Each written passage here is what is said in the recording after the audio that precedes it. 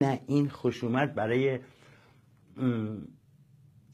رئیس جدید ستاد نمیدونم مسلح چیه نیروهای فلان جمهوری اسلامی است که اون سردار فیروزآبادی رفت و این سردار یه فیروزآبادی دیگه به هر حال اینا همینه.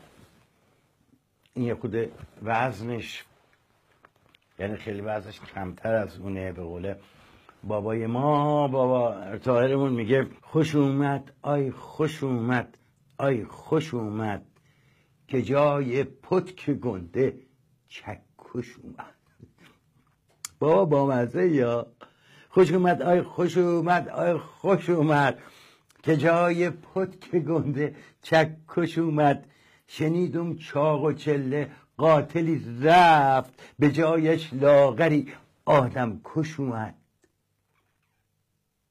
البته قرار نیستش که همه نظامی ها، ارتشی ها،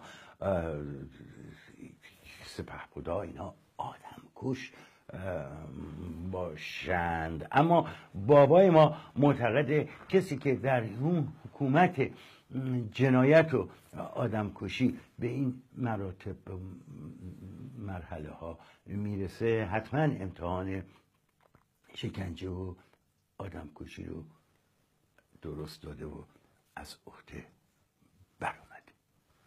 بابا